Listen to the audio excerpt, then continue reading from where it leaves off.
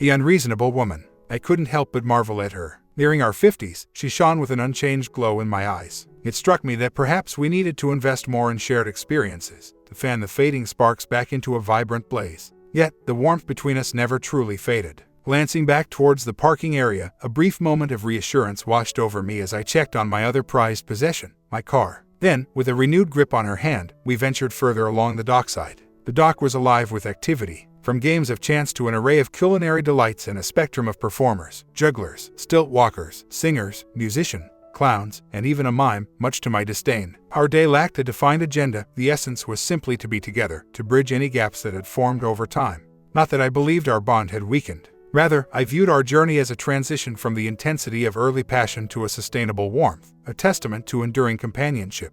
In my eyes, the shift wasn't a loss but a matured connection, free from the initial frenzy of new love. This didn't mean my love or attraction had diminished. On the contrary, my feelings had deepened, solidifying our intertwined lives beyond the imaginable. However, she seemed to perceive this change as a cooling of ardor, a sign of lost fervor. My perspective was different. We hadn't lost passion but moved beyond the initial uncertainty and urgency that once defined us. As a mime drew near, attempting to engage us, I playfully led us closer to the water's edge, silently chuckling at my own mischief. Despite my maneuver, the mime's expressive discontent was unmistakable, testament to his craft. Natalie's excitement at the suggestion of a lake tour brought a sparkle to her eye, reminiscent of our younger days. My initial skepticism towards the modest vessel was evident, yet her enthusiasm was infectious. "Come on, it'll be an adventure," she urged, her voice echoing the vibrancy of the woman I had fallen for. Reevaluating the boat and its crew, I noticed the captain's robust frame, a gentle reminder of his athletic past now softened by time, much like our own journey. He tipped his hat and greeted us with a grin.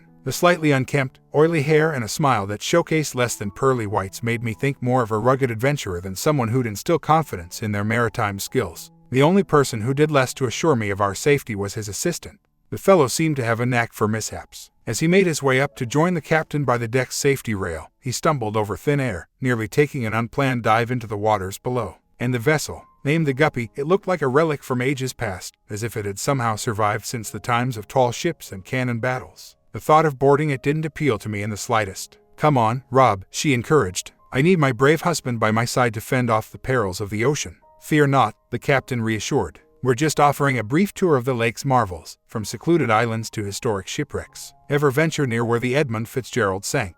I inquired. "Are you serious?" he retorted, a mix of amusement and disbelief in his tone. "Even with my years on these waters, that's one area I steer clear of." Both he and Natalie gave me looks that suggested I might have proposed something outrageous. I was on the verge of suggesting we leave when the assistant chimed in. "What's truly fascinating are the mysteries surrounding some of the islands here. Legends tell of haunted shores and uncharted lands. There's even talk of an island guarded by spirits, where the weather turns boats away with gales and tumultuous seas. We might catch a glimpse from a distance, and risk capsizing." I questioned, eyeing the boat skeptically. "Only in late autumn does it become treacherous," the captain explained. "Now, in the summer, it's calm. But come November, the gales could peel the paint from your boat, and rogue waves tower like moving mountains." "Ever witnessed such a wave?" I asked, intrigued despite myself. His response was a flat stare. If I had, I doubt I'd be here to share the tale. Once more, I noticed my wife seemed to align with the captain, whose presence was as commanding as it was unrefined. The talk around town is that the local Native American man has a deep spiritual connection with the spirit of the Great Lakes. Legends tell of unusual, violent lightning and mysterious cries echoing from the area during autumn.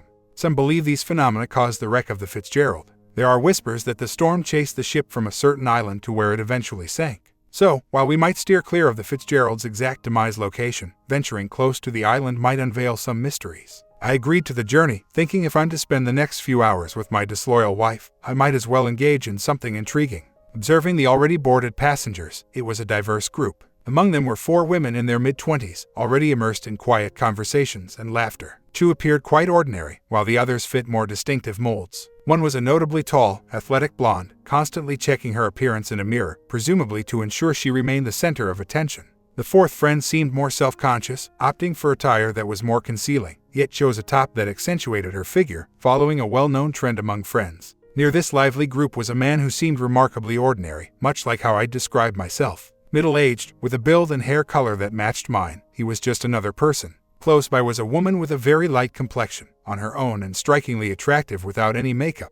Her hair was neatly tied back, and her clothes were simple, neither flaunting nor hiding her physique. Not far from her were two men deeply engrossed in what seemed like an academic debate, easily identifiable as enthusiasts in their field by their demeanor and large glasses. As the crew began preparations for departure, untethering the vessel from the dock, two additional passengers made a last-minute entrance. They each handed the captain a few notes before stepping aboard the boat, casting curious glances around before finding a spot close to the women. Both of them were imposing in stature and young. One paraded around with an air of dominance, his companion seemingly in constant agreement, almost as if he was there solely to nod along to everything said by his assertive, blonde friend. I noticed Natalie's interest seemed particularly piqued by these two new arrivals, more so than by anyone else on board. Deciding to distance myself, I moved to the opposite side of the boat. Shortly after, Natalie chose to sit near me. "Nat, maybe it's best you stay where you were," I suggested. "Why, Rob?" she inquired. "I'm starting to understand what you mean," I admitted. "Perhaps we've grown apart over the years. I hadn't realized it, always believing everything between us was fine.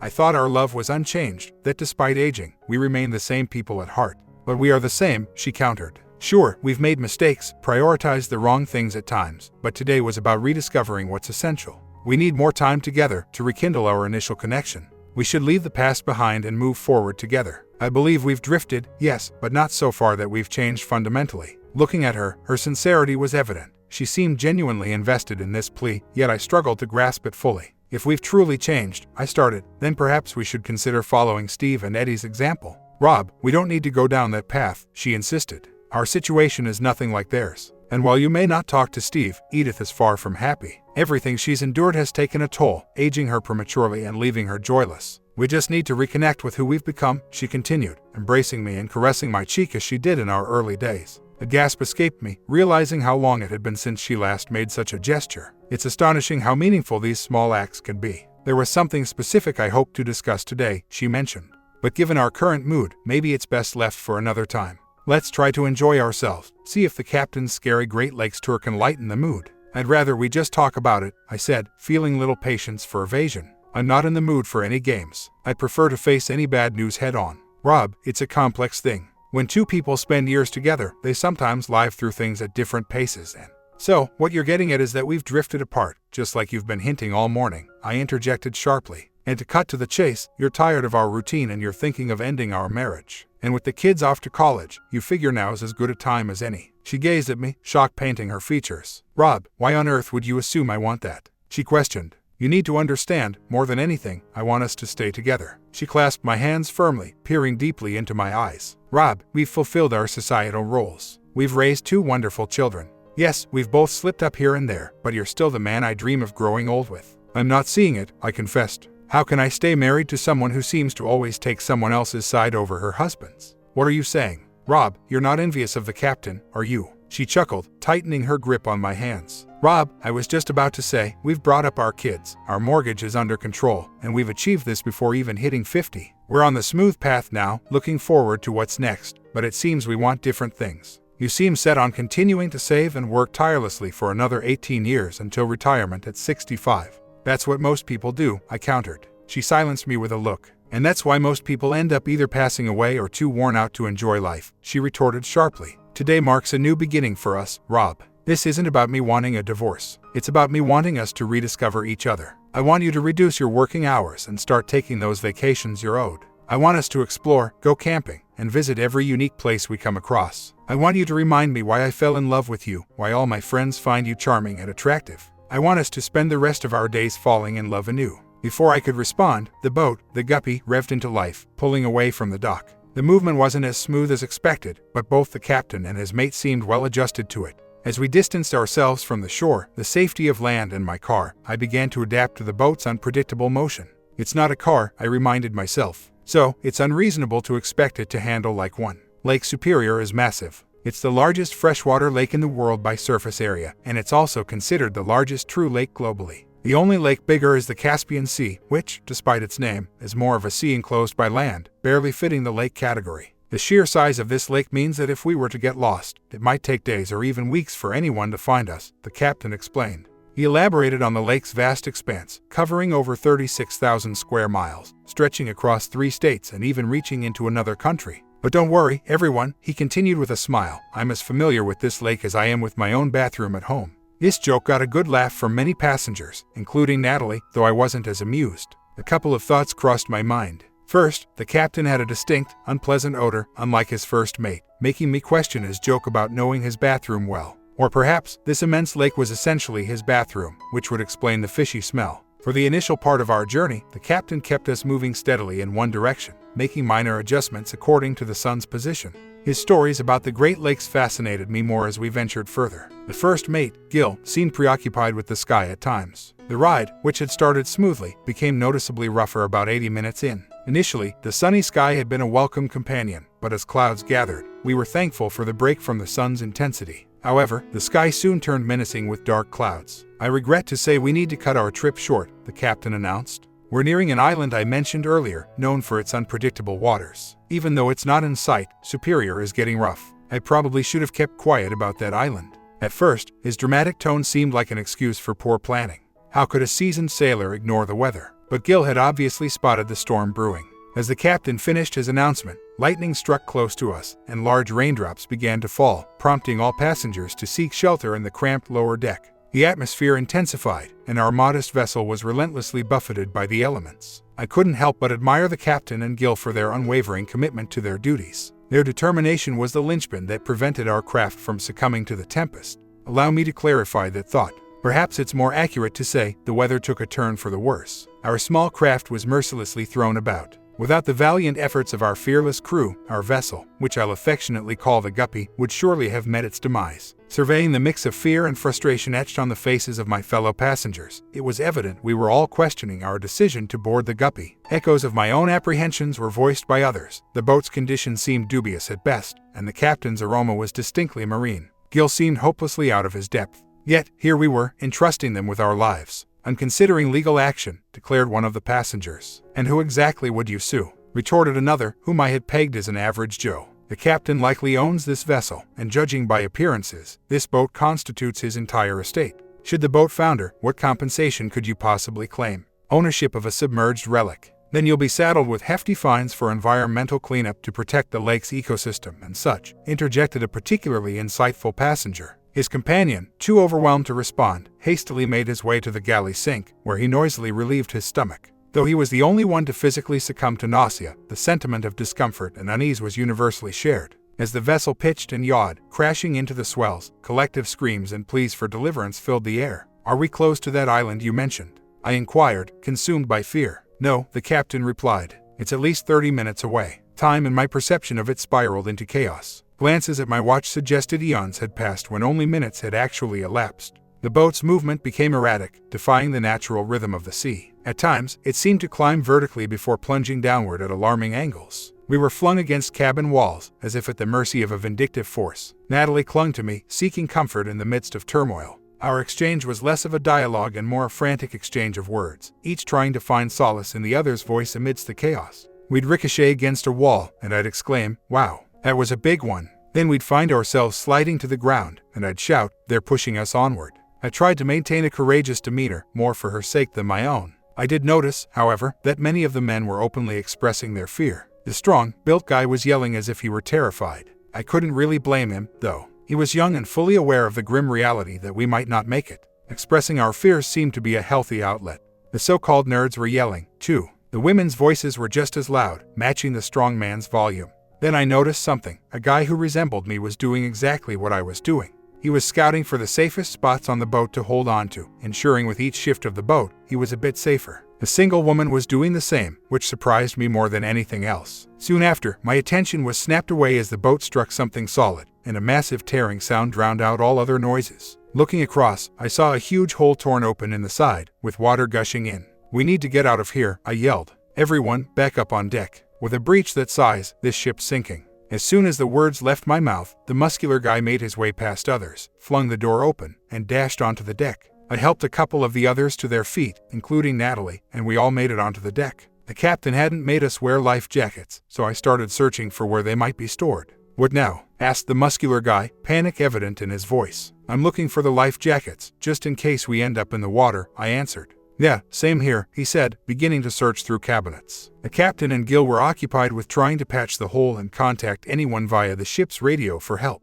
I checked my cell phone, only to find no signal. Though the rain had eased, the strong winds were still tossing the boat around. Considering the boat was now leaning to one side, it It was understandable we were all a bit scared. One of the women found the life jackets. "Here they are," she shouted. The muscular guy hurried over, slightly nudging her aside, grabbed a life jacket, quickly wore it, and then started distributing them to everyone else. That moment hit us like a thunderclap. The boat crashed into something with such force that we all stumbled and fell. The captain was tossed into the air, landing harshly on his back. A chilling sound echoed as he hit the deck and lay motionless. We scrambled to find something to cling to. Natalie clung to me, sitting beside me, her whimpers filling the tense silence. In those moments, it became clear the boat had halted. I made my way to the captain, calling out for Gil. After checking for signs of life and finding none, I shared a solemn look with Gil, shaking my head in despair. "He's gone, isn't he?" the burly man said, his voice a mix of fear and frustration. I could only nod. "Fantastic," he lamented. "Now how do we get back?" Surveying our surroundings, I realized we had run aground. Stepping over the side, we discovered ourselves on an expansive beach. The notion of repair crossed my mind, and I turned to Gil with hope. "Why are you asking him?" the muscular man challenged. "Because he's in charge now. We need a strategy to either fix this situation or signal for help," I explained. "That's unnecessary," he retorted. "The company will come looking once they realize we're missing. Just relax and wait." Ignoring his skepticism, I ventured down the beach, soon noticing I wasn't alone. Gil, the man, and a woman were trailing behind. Catching up, the man inquired if I was scouting the island. I confirmed, emphasizing the need for preparedness, especially with the unpredictable weather. Introducing himself as George Mikowski, we agreed on splitting into teams to explore. "Robert Sinclair," I responded. We divided, hoping our watches would guide us in this unexpected adventure. "Yeah," he agreed. "Let's regroup on the beach in an hour. We've got limited daylight left, maybe 3 or 4 hours before sunset. And there's a good chance a storm will hit by then. We need to find a cave or any kind of sheltering spot that'll make setting up a safe space quicker." He nodded, and as we scouted the island, Gil seemed to shake off his daze. "How can you tell this way is east?" he asked curiously. "The sun sets in the west," I explained, earning another nod from him. "Did you pick that up from some survival training?" he inquired. "Not exactly," I chuckled. "I watched a lot of old westerns as a kid. We came across a few promising rock formations, but we'd need the right materials to make them work." The island was dotted with sturdy yet flexible trees and several larger ones that could provide the branches we needed. Chatting with Gil gave me a solid understanding of what we had on the boat that could help us. So, by the time an hour passed, I had a clear plan for weathering the storm comfortably. I sent Gil back to the boat to gather supplies while I returned to the beach to share our findings and strategy. Unless George had a better location in mind, we'd stick to the plan. There wasn't much time to waste. My return trip took only an hour, and perhaps it was fate that led me through a more secluded part of the island. It turned out they had opted for a buddy system for safety. Everyone was supposed to go in pairs if they needed to step away. All the women had followed this rule, but when it was Natalie's turn, there were no women available, so she went with him instead. As I neared them, their voices floated to me. I hadn't intended to move quietly until her voice caught my attention. "But aren't you married?" he questioned. "It's not a big deal," she responded. "I've been exploring my options for a while. A friend of mine faced some consequences, so I thought about stopping. Yet, perhaps now's not the time." I then heard unmistakable sounds of intimacy, paired with a man's groan. I knew what was happening even before I saw anything. Moving closer, I caught a glimpse of my wife, suddenly straightening up as though she sensed something. She looked toward the beach, checking if the group was still there. "Why did you stop?" he asked, a hint of confusion in his voice. "We're just beginning," she replied, her voice laced with a hint of mischief. She subtly adjusted her clothing, positioning herself in a way that signaled a deeper intimacy was about to commence. Within moments, his exertions filled the air, a testament to their entangled moment. "Just remember, the younger ones may catch your eye," she whispered, "but they won't offer you the breadth of my experience. And since you're leading this dance, I trust you'll keep me safe and ensure I'm all right after all is said and done. In return, I'm yours to command. And your husband," he managed to say, amidst his efforts. "What he doesn't know won't affect him," she responded smoothly. "Keep him busy, make him feel valued in other ways. Perhaps a task to keep him occupied." I thought I'd be shocked by her admission. Yet, when she revealed her years of deceit, everything clicked into place. Her sudden interest in rekindling our connection made sense now. She had been unfaithful with Eddie, who had faced consequences, while she escaped unscathed. Determined to avoid Eddie's fate, she played the card of rekindling our romance. What stung more than the betrayal was her indifference to the impact of her actions on me. But being pragmatic, I moved past the heartbreak.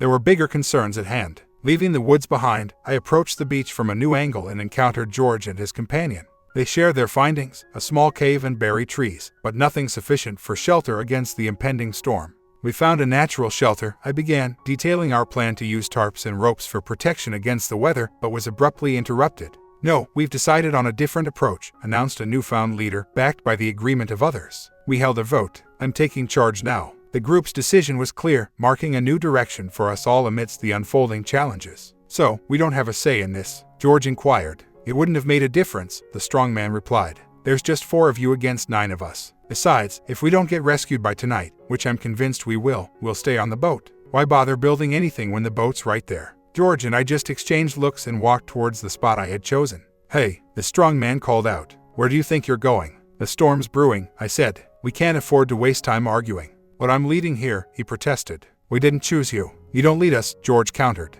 What about your partner? The man shouted. She's with us. Aren't you going to persuade her to join you, to stand by your side? You've made your point clear, I responded, locking eyes with Natalie, who looked taken aback. I only stand up for what's truly valuable to me. But Rob, Natalie started. Ignoring her, George, the reserved woman, and I moved on. Dana, the woman with a fuller figure, hurried to join us. Dana, where are you off to? One of the women called out. Peggy, it's pretty obvious to me how this is going to play out, Dana replied. In a group like this, I know where I stand. But I'm betting on the other side. They seem to have a solid plan and good reasons behind it. I'm hopeful. Once we reached the spot I had found earlier, we all introduced ourselves properly. Dana was the woman with the fuller figure. Ella was the reserved one, who spoke seldomly, not keen on explaining her mixed accent.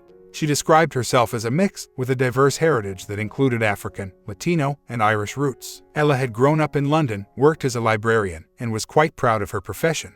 George and I were both engineers, though he specialized in mechanical engineering and I was in manufacturing. I shared my vision for securing the site with him. The location I chose was on the slope of a steep hill, featuring a natural V-shaped notch. The plan was to build a substantial shelter that leveraged the natural wall at its back and blended with the hill's slope. To bolster our shelter against the wind, we planned to use large rocks and fallen trees as barriers. Given the waterproof nature of our tarps, my main concern wasn't the rain but the strong winds. Gil joined us soon after, and we briefed him on the situation. The tarps were surprisingly large and robust. After updating him, I sent him off for another round of supplies. George got to work on the construction, while Dana and I set off to find the branches we'd need to build the walls. Ella went to collect as many berries as she had spotted earlier, along with any other edible items she could find. As Dana and I searched for suitable branches, we chatted, and I kept an eye out for smaller, dry pieces of wood. Anticipating a chilly night, I had asked Gil to bring back a few items from the boat that could help us start a fire. Ella returned, bearing a bounty of berries sufficient for all 5 of us. I gestured for her to come over with a crooked finger, and she approached with a smile. I handed her a fishing rod. And what should I use for bait? She inquired, her articulation enchanting. Come again, I said. She repeated her question with a smile. I feigned misunderstanding once more. At that moment, Dana informed me that George had prepared enough supports for the shelter's dual layered walls. Do you not hear me because of my background? Ella questioned. What are you implying? I responded. It seems you didn't hear me until Dana approached, she observed. Could it be a bias? No, it's not about that at all, I assured her, a bit flustered. Honestly, it was a simple oversight on my part. I apologize. So, you think I'm the one at fault? She was taken aback. No, Ella, that's not what I'm saying at all, I chuckled, unable to hold back laughter. I'm admitting to my own foolishness, not yours. She relaxed a bit at this. I find it hard to believe you're foolish, she countered. Especially since we're all relying on your guidance. If you're mistaken, it impacts all of us. Ella, I kept asking you to repeat yourself because I enjoy hearing you speak, I confessed. Your accent, the way you phrase things, it's enchanting. I could listen to you all day. We both blushed and awkwardly moved on. Ella, I called out as she grabbed the fishing rod. Look around the wet patches for worms, and maybe try using some of your berries as bait too. Shortly after, Ella beckoned me over to a small water body. Can you put this on my hook for me? She requested, indicating a plump worm. George was busy anchoring the spars against the hillside. From afar, they blended seamlessly with the hill's slope. The next steps involved covering them with a tarp and securing it with another set of spars to withstand the gusty winds. I directed Gil to position a large metal plate at the center of our makeshift shelter. After filling it with paper, kindling, and dry wood, and arranging some metal skewers above, we had crafted a rudimentary heater and stove. By the time Gil returned with his last load, he had brought water and some soft drinks. The sky was clouding over. Together, we managed to place a hefty rock and a split log against the shelter's wall. We crafted makeshift blankets from spare tarp pieces and laid out life jackets as makeshift beds. The final touch was Ella's triumphant arrival with 3 sizable fish. These were all I could find, she announced. I'll handle these, George volunteered, preparing to clean the fish. Ella beamed. Gil helped me with the first one. I noticed the remaining fish were still attached to the fishing rods. After George had taken the fish and rods from her, Ella lingered by me. I think I'll stick to berries, she mentioned. Raw fish isn't really my thing. Raw fish might not be, but what about this? I gestured towards our improvised stove. What's that? She inquired. It's where we'll cook the fish you caught, I explained with a smile. Smart thinking, she grinned. Maybe I'll try some after all. Ella, we're in a situation where our food options are limited. We need to keep our energy up, so it's important to eat whatever protein we can find, be it fish or squirrel, no matter how unappealing it may seem. She nodded in agreement. Rob, she called out, her voice carrying a hint of curiosity. I glanced back at her. Just a thought, she began, her tone light and playful. Have you ever wondered what that actually tastes like? Our laughter broke the tension, attracting the others, curious about the joke.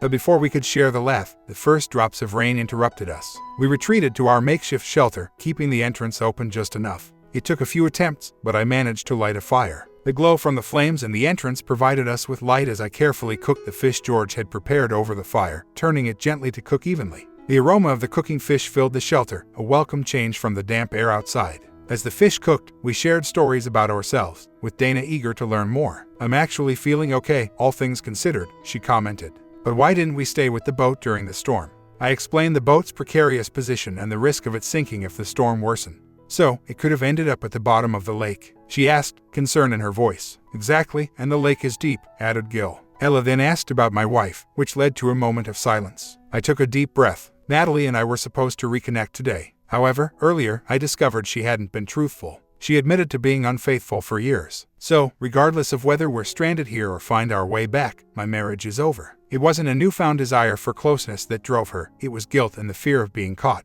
The crackling fire was the only sound for a while as everyone processed the heavy revelation, their attention shifting away in a mix of discomfort and empathy. In a sense, discovering the truth was a relief. It meant I could move on, find someone new to share my life with before it was too late to begin again. So, farewell to what was no longer serving me, and let's have a meal. We enjoyed a simple dinner of fish and berries, sipping on water or soda, steering our conversation towards lighter topics, including plans for the following day. Despite the storm raging outside, our makeshift shelter held strong, keeping us cozy and dry through the night. Come morning, we divided tasks among ourselves. Dana took on the job of tidying up our shelter, Ella went off to fish, George searched for small game and more berries, while Gil and I focused on crafting a distress signal for passing ships. Dana also expressed a wish to check in on her friends. After some brainstorming, Gil, George, and I agreed on 2 potential signaling methods. The first was a bonfire, ready to light, promising visibility through flame at night and smoke by day. Our second idea involved salvaging a large mirror from the boat, offering a flameless, power-free option for daytime signaling.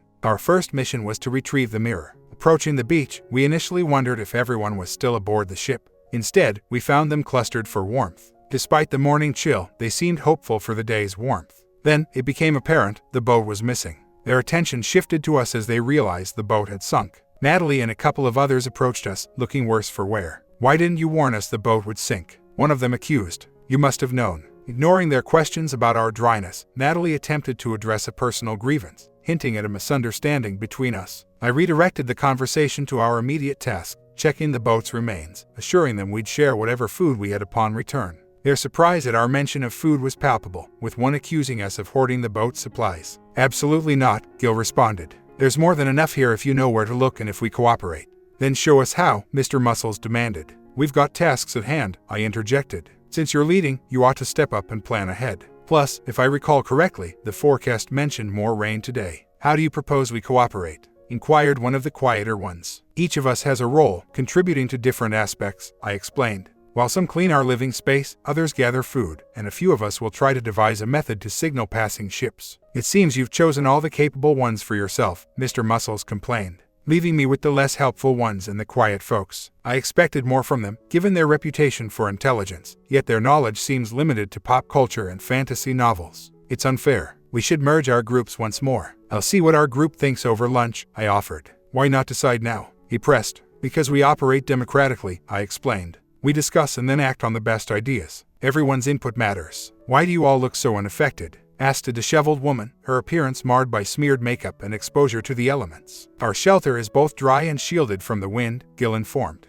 Plus, we managed to keep warm by the fire. And how did you come upon this shelter? Mr. Muscles queried. We built it ourselves, Gil proudly stated. Rob designed it, Ig, our nickname for George, constructed it, and Dana made it homey. We've clearly been aligning ourselves with the wrong individuals, the woman muttered under her breath. Ignoring her comment, Gil and I plunged into the water, aiming for the rocky perimeter of the island. The boat was submerged, a good distance below. I took a deep dive, but couldn't reach our intended target. Gil, on the other hand, was more successful, emerging with a small portable grill. Not to discredit last night's meal, he remarked, but this should simplify cooking. As we made our way back, the other group began to trail behind. I paused to address them.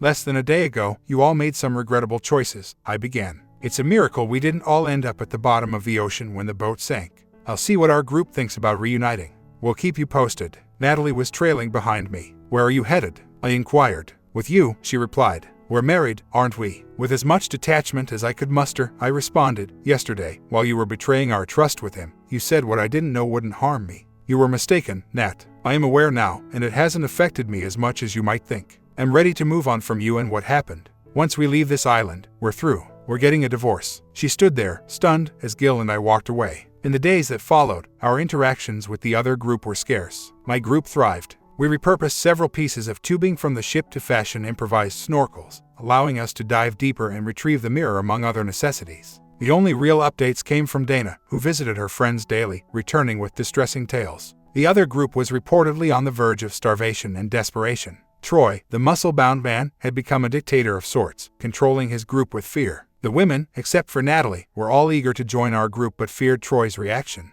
Dana mentioned Natalie's downward spiral. I'm not blaming you, she said, but she believes you've completely dismissed her. That's exactly what I did, I acknowledged. What else was I supposed to do? Imagine dedicating over 2 decades of your life, your love, and your efforts to someone, only to find out they've been unfaithful for years. I wish I could start the divorce proceedings right here on this island, to be free of her sooner. Aren't you curious about her reasons? Dana questioned. What difference does it make? I retorted. She wasn't forced, drugged, or coerced in any way. Even if she was, she should have come to me. I would have done anything to help her. The reasons don't matter. The fact that she did it, repeatedly, shows me I don't want to be with her anymore. There's a saying about men being unfaithful, but it seems some women are no different. I was just unfortunate to end up with one. But this isn't the end for me. I'm not going to become some cynical man who distrusts all women. I'm confident I'll find someone who shares my values. That morning, I woke up early to visit our part of the cliff closest to the water. We had divided the island with another group. The beach was theirs. It seemed like a fair exchange, as the fish preferred our cliffside to their sandy shores. As I approached the cliff to check on the pole and the large mirror we'd set up, I spotted Ella. She was fishing from the cliff's edge, dressed minimally in her undergarments, a delicate set that seemed at odds with her usual attire. Slim yet shapely, she defied expectations with her choice of clothing, often opting for more concealing outfits despite her striking figure. Over the last few days, we'd naturally formed pairs, except for Gil. Dana and Ig had grown close, while Ella seemed to gravitate towards me. We shared meals and she slept near me, seeking warmth during the cooler nights, but that was the extent of our interaction. I couldn't say if Dana and Ig had progressed further, despite their age gap. I was about to approach Ella when Troy and his crew emerged from the woods, marking the boundary between our territories. They headed straight for Ella, with Troy forcefully grabbing her arm. I sprinted towards them, intervening to protect her. What are you doing, old man? Troy challenged. This isn't your territory, I countered, emphasizing our informal division and mutual disinterest. As we confronted each other, our group and theirs converged, underlining the division and our claim to this land. This land belongs to us, Gil, Ig, Dana, Ella, and myself. You have your own area, I stated firmly. One of Troy's group made a snide remark, mistaking our situation for something trivial, but the tension escalated as Troy vented his frustrations. He admitted his mistakes in choosing allies, lamenting the hardships of island life and proposing a redistribution of resources for fairness. His outburst revealed a desire for cooperation, albeit begrudgingly, highlighting the challenges we all faced in this unexpected situation. You and the elder gentleman here are clearly the strategists, while your companion is the provider. If I persuade her to join me, I'll have a steady supply of food. And you'll be so eager to have her back, you might just offer me a place to stay, right, old man? Absolutely not, I retorted. Nonsense, he sneered back. The friend visits daily, engaging with her pals. While they're distracted, I overhear everything. They've all considered seeking refuge with you, complaining about being coerced into unpleasant situation and the lack of food. Dana's been sneaking them bits of food, and she's mentioned all of you. I'm aware that your friend has a connection with the elder gentleman. And though you and the young lady from England haven't acted on your feelings, it's clear there's something there. Now, you need to decide, are you going to make me a space like yours, or will you simply hand yours over? Never, I exclaimed once more. So, you're not even going to attempt to rescue her? He probed. There's no need, I insisted. You're not taking her anywhere. Before I could continue, a sudden punch caught me off guard, sending me to the ground. Looks like you didn't see that coming, he taunted. It's about time someone put you in your place. As I stood up, he struck me again, this time hitting my eye. Stop, a female voice intervened. Don't hurt him anymore. I'll go with you. I'll provide food, just leave him be. Smart decision, he acknowledged. Hovering over me, I felt a surge of anger. It had been ages since I'd been in any altercation. No, I protested again, feigning instability as I rose. I'll give you this, for an older fellow, you've got courage, he mocked. You're the only one brave enough to confront me. I clenched my fist, aiming a deliberate miss. There's no need for violence, old man, he said, his tone shifting slightly. But I'm intrigued by something. Why are you so prepared to defend her when you didn't show the same fight for your own spouse? That's a piece of cake, I managed to say, despite my struggle to keep my balance. Ella is worth every bit of this trouble. I stepped closer to him, ready to throw another punch. He just smirked. My punch missed, but then I swiftly kicked him where it hurts most. I'm pretty sure his howl could be heard far and wide, echoing across the lake. As he doubled over in pain, I took the opportunity to knee him in the face, resulting in him spitting out some teeth and attempting to grab me. A quick punch to his head sent him tumbling to the ground, with an audible crack as he landed awkwardly on his arm. His friend stared at me, astounded. You were pretending, he accused. You weren't as out of it as you looked. That's not fair. I couldn't help but laugh. He's got 6 inches on me, probably outweighs me by 80 pounds. Not to mention he's got a longer reach, is 20 years younger, and in better shape. And you're talking about fairness. He acted out of desperation, Dave chimed in. We're not exactly survival experts. Troy's always been quick to anger and thinks he should lead. It was always you who came up with our survival strategies, even in the storm. Troy's reaction then embarrassed him, so he tried to regain some dignity. While you explored the island, he stirred up drama and tried to undermine you. I guess he and your wife. Well, that was just him acting out. Troy was still out of it. And it's not just Troy's fault about your wife. He's just a guy, and she approached him. It was nothing serious. For me, it was a chance with someone new, though that turned out to be disappointing. The retort from the blonde woman was sharp.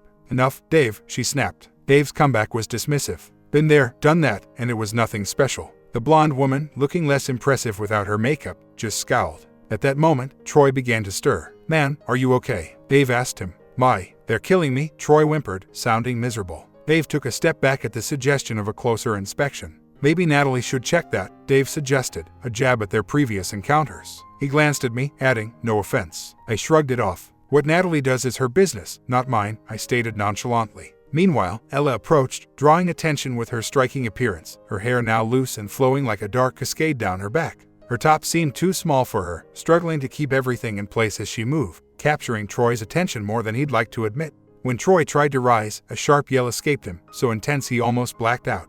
What's got you yelling now? Dave inquired. It's my arm, Troy groaned. I could see his arm was clearly out of place. Gently holding his shoulders, careful not to jostle his arm, he recoiled from my touch. Listen, I said sharply, your shoulder's dislocated. The longer it's out, the worse it'll be. What are you going to do? He asked, apprehensive. Just lie down and be quiet. I'll try to fix it, I told him. Taking hold of his arm, I positioned my feet against his side for leverage and pulled sharply. His scream was followed by a relieved exhale. That's better, he sighed. You'll need to keep your arm in a sling, I advised. It's going to be tender for a while, and it'll be weaker than the other once the pain eases. You should rest on your side of the island. Dave helped him up, and they left amid murmurs of discontent. I sensed a shift in leadership might be on the horizon. Ella glanced at me then darted away. Just let her be, Dana advised me from behind. What did I do? I asked, puzzled. Nothing wrong at all, Dana reassured me. She's more smitten with you now, after seeing you stand up for her. Do you realize what that means to her? When did she start feeling this way about me? I wondered aloud. Since that first night you showed genuine interest in her stories, Dana explained. Rob, do you realize what women often deal with? Constant comments about their looks, unwanted attention. The things Dave said about Becky. Imagine how that feels. Trust me, with Ella, you're in the clear. I busied myself with fixing up the mirror, positioning it perfectly to catch the light and sweep it across the cliff's edge and over the expanse of water. My stomach reminded me of our skipped breakfast when I heard hesitant steps approaching. Turning around, I saw Ella. She carried 2 makeshift plates, courtesy of Dana's handiwork, laden with some greenery and chunks of meat, alongside cups filled with berry juice. Catching her quick glance and then avoidance, I quizzed, what's the matter now? Rob, it's your eye and your lip, she pointed out. They'll mend, I reassured her. But they shouldn't have to, she insisted. I could have taken care of him, foraged for berries. He might have even picked up fishing. Perhaps, but I couldn't stand being apart from you, I admitted, noticing her attempt to stifle a smile. Changing the topic, she mentioned, these greens are new. Found them underwater near my fishing spot. Gil helped me harvest them. They're similar to kale but taste slightly different. I sensed her eagerness to shift the conversation. Curious about the meat, I inquired. What's this then? Just try, she encouraged with a smile. The meat was unlike any squirrel I'd tasted before, leaner, more akin to chicken, though I was certain no chickens inhabited the island. Is it go? I guessed, tasting it thoughtfully. She negated with a shake of her head. Not pigeon, surely, I ventured, taking another bite. It was caught by egg, she revealed. It's snake. Reacting swiftly, I spat it out and washed it down with berry juice. Ella then shared, you know, the first time I realized you cared for me was when you insisted I eat whatever protein was available, even if it wasn't appealing.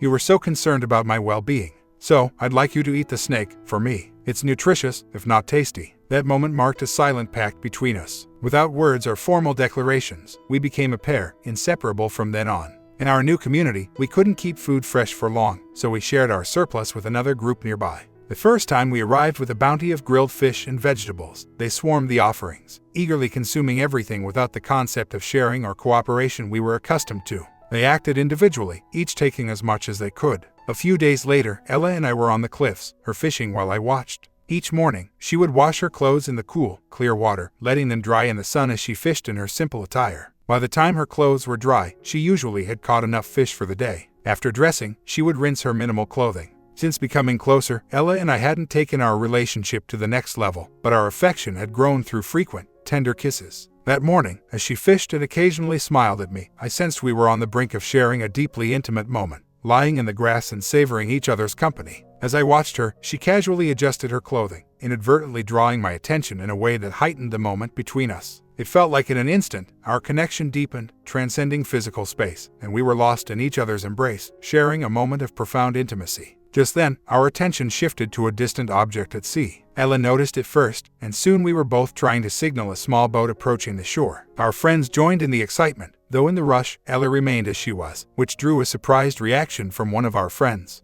We quickly realized we had the chance to send one person back with the boat to communicate with the authorities, providing important details about our location. Although they suggested I go, I insisted Gil should be the one to make the journey, trusting him to relay the necessary information. As the boat drew closer, we were filled with a mix of hope and anticipation, ready to embrace whatever came next. Why didn't you join them? Ella inquired as we observed Gil departing on the boat. How could I leave your side? I retorted. That's out of the question. Right answer, she affirmed. As Dana and Ig wandered off to their usual secluded spot, Ella and I ventured towards the opposite end of the island. Upon our arrival, the group quickly gathered around us. Before any of us could speak, a surprised murmur rippled through the crowd. I glanced up to see Natalie's eyes widen at the sight of Ella and I hand in hand. When are we eating? One of the group members asked impatiently. Don't worry, you'll have plenty to eat soon, I assured them. Rescue's on the way. What? How? Dave queried, puzzled. With a mirror, I explained. Ella spotted a boat while we were fishing on the cliff. I used the mirror to signal it. The boat could only carry one, so we sent Gil. They're dispatching a larger rescue vessel. The news sparked a wave of excitement. Conversations turned to what everyone looked forward to doing once back home. Among the chatter, some curious comments emerged. Questions about Ella's casual attire in our solitary morning on the cliff surfaced. Who cares? Dismissed another voice. The ordeal's over, and we're heading home. A couple of hours later, I leaned against the rail of the rescue ship, watching the island shrink in the distance. I found myself reminiscing about our makeshift camp. A penny for your thoughts, came a voice with a distinctive British accent, making the cliché sound all the more charming. My thoughts are a bit pricier than that, I joked. May I try guessing? She proposed. That's quite a sum, especially for a librarian of modest means. Sure, I agreed. She shared her conversation with Dana, who had reconnected with her circle. Dana and Ig had a heartfelt discussion, acknowledging their island fling as a beautiful but fleeting moment, not meant for the real world. Dana agreed, joking about returning to her social adventures, while Ig planned to reconcile with his life before the island. The island, for them, was merely a brief escape from reality, she concluded, looking to me for my reaction. I simply nodded, lost in thought. Is that what you were doing? She inquired, curiosity laced in her voice. Were you trying to find the right words to tell me? Something along those lines, I responded, observing her struggle to maintain a stoic expression. I was just picturing, after we tie the knot, maybe we could rent a boat and come back here for our honeymoon. I'm torn, though, about whether we should invite a few friends. And if we have kids, it'd be nice to bring them here too. Plus, the kids I already have might enjoy it, depending on where their loyalties lie after the ... well, Suddenly, she launched herself at me with such force that I nearly toppled over the railing. In the whirlwind of limbs that ensued, our lips met in a fleeting kiss before we were interrupted by a cough. Turning around, I saw Natalie standing there. Ella, could I steal Rob for a moment? She asked. Ella nodded, a tacit agreement hanging in the air. I'll go check on Dana, Ella said. Is she on the guest list? Absolutely, I replied, a plan slowly taking shape in my mind. Rob, what's happening? Natalie pressed. You've been unusually quiet since you discovered my secret. We need to discuss this. I talked to Dana back on the island, and she said things that just don't add up. You might have the wrong impression of what went down. Natalie, the moment we dock, I'm starting the divorce proceedings. If what you're about to say could streamline that process, I'm all ears. It might save us both some time, I stated firmly. Okay, Rob, I don't know how you found out, but yes, I was unfaithful before we arrived at the island. I stopped, though, on my own. I wanted to dedicate myself to making you happy again. That's why we went on this trip. I wanted us to rediscover our love. I've changed, Rob. I wasn't going to go back to my old ways. Doesn't that mean anything? She pleaded. It does, I said, her face lighting up momentarily. It means absolutely nothing. In the grand scheme of things, 0 is indeed a number. Was there something else you wanted to add? Her next words faltered as she attempted to weave a tale about being coerced, but the look in my eyes told her I wasn't buying it. Nat, how did I come to know about you and Troy? How did you think I found out? I pressed her for an answer. Dana must have told you, right? She guessed. No, Nat, you were the one who showed me, I said plainly. Remember how you took Troy's side over mine, just like with the captain? I was hiding nearby that day. I saw you two together, heard you admitting to your actions. Isn't it ironic that someone I barely tolerate seemed to care more about our marriage than you did? He even questioned, what about your husband? Rob, I was afraid, she tried to explain. I thought it was my best chance to get through. Well, you chose poorly, I replied. And I paid the price, Rob, she continued. We were mistreated, treated as if we were nothing. Ella was with you, but that was different. We were passed around without our consent, and those two were cruel. Natalie, Ella and I haven't been together in that way, I informed her. We've decided to wait until marriage. You can't be serious, she was incredulous. You're really considering divorcing me? That's the plan, I confirmed. Just like Steve and Eddie. But we're not like them, Rob. They haven't been together as long, and they don't have kids to think about. So, I was with others. It was all in good fun, nothing serious. It was just a fling, and I always returned to you.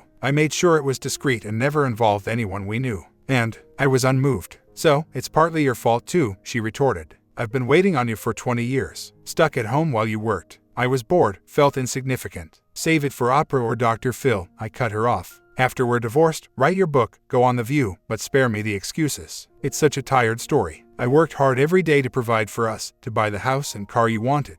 You wanted those things, and my part was working to afford them. Yours was to manage our home and care for our children. If you wanted a job or a change, you just had to speak up. Say, honey, I want to contribute too. Even if it just covered daycare, it would have been something. But all these excuses, yet you never mentioned being bored. She looked at me as if the concept was alien to her. What you're doing is not the same as what I did, she retorted sharply. I had a couple of harmless flings with some guys whose names I barely remember. You, on the other hand, went and found someone to take my place. I couldn't help but chuckle. Is that laughter because you think what you have with Ella isn't serious? She queried. Fine. How long do you need with her before you feel like we can reconcile? Natalie, Ella could never take your place, I responded. She seemed pleased for a moment. Ella is younger, more insightful, more attractive, and has a kinder heart than I've known. And most importantly, she supported me unconditionally, choosing to stand by me when you wouldn't. As for time, I see a future with her that lasts a lifetime. And what about our friends? What about our children? She lamented. I don't want to be seen as the villain here. You can tell them whatever you see fit, I replied. I'll be honest with them.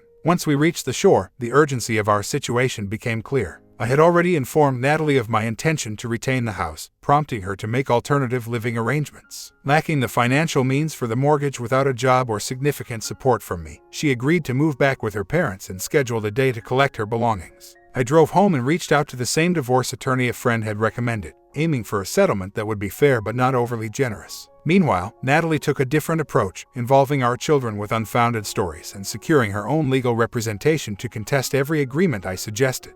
We underwent counseling, which ultimately proved fruitless, yet consumed 2 months. In a final attempt to avoid court, we opted for arbitration. It became evident Natalie was attempting a strategy similar to one we'd seen before, hoping to secure a financial win if nothing else. However, the outcome was not as lucrative as she had hoped, and the temporary nature of the support was a sobering reality. After a brief period of indulgence, the reality of her choices set in, leaving her with regrets and financial constraints. Natalie was playing a waiting game, trying her best to stretch the divorce proceedings for as long as possible. She seemed to believe that if she could just delay things long enough, I might reconsider and take her back. She had managed to convince our children, her parents, and a good number of our mutual friends with a narrative that wasn't entirely true, all in an effort to sway me towards reconciliation.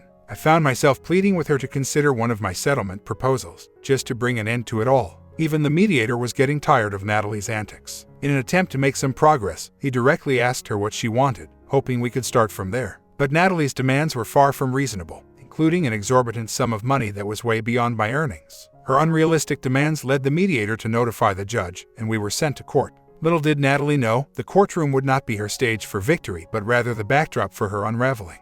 Our adult children, who had been distant due to Natalie's influence, were there as well. The testimony from Natalie's former friend, Eddie, was a turning point. Eddie disclosed Natalie's actions and decisions that were previously hidden, causing visible emotional reactions from our son and daughter, who began to see the situation in a new light. The situation escalated when another witness, Troy, was called despite Natalie's objections. His revelations about Natalie's activities further shocked everyone, including myself. The judge, while adhering to the state's division guidelines, utilized his discretion in the settlement, resulting in Natalie receiving a symbolic amount for alimony after I had already divided the liquid assets and agreed to her keeping personal belongings and her car. I also bought her out of the house mortgage. Natalie found herself financially strained as a result of her spending the funds she had been allocated from our accounts and facing legal fees from the extended divorce proceedings, for which she had encouraged her lawyer. The financial reality of our shared assets and debts, alongside the costs she incurred, left her in a difficult position. Our home's value and the outstanding mortgages meant that the actual equity we had was modest, further compounding Natalie's financial challenges post-divorce. I supported Natalie with $20,000, as she was in need of $22,000 for her lawyer's fees. To further assist, I offered to pay her the total amount of her alimony in one lump sum. I handed her 5 $20 bills along with 16 quarters and then took my leave. Half a year after the court proceedings, I found myself back at the marina. As Ella and I admired a majestic boat moored there, she held my hand tightly. Suddenly, we heard a shout, "Dad, Ella." It was my daughter, Susan, rushing towards us with a warm embrace for both. She introduced us to a reserved young man, her partner, before they headed onto the boat. Our parents from both sides were already on board, maintaining a surprisingly cordial relationship with Natalie's parents due to our shared grandchildren. From the upper deck, Ig and his spouse offered us a smile, prompting a nudge from Ella reminding me to stay cordial. Dana made an appearance alongside Gil, sparking curiosity about their pairing that was left for a later time. Troy and Dave were accompanied by charming college students, showcasing a positive turn in their lives post-island adventure. The so-called nerds arrived on their own, with my son already at the island, having flown in by helicopter as a precaution. Absent from the reunion were Dana's 3 acquaintances, choosing to avoid memories of past grievances, and notably, Natalie. Her life post-divorce had been challenging, involving less than ideal relationships and financial struggles from her job. Her absence was also due to a recent altercation with Eddie, stemming from past betrayals and competition, leading to a brief jail sentence for both after a public disturbance. As our vessel departed, followed by a smaller one, my thoughts turned to revisiting our island. Ella and I planned to marry there, spending our first night in a makeshift shelter before joining our guests for Vegas. My comment: cheaters are usually stupid, self-centered, and, at their core, awful. There's always a good woman, go out and find them.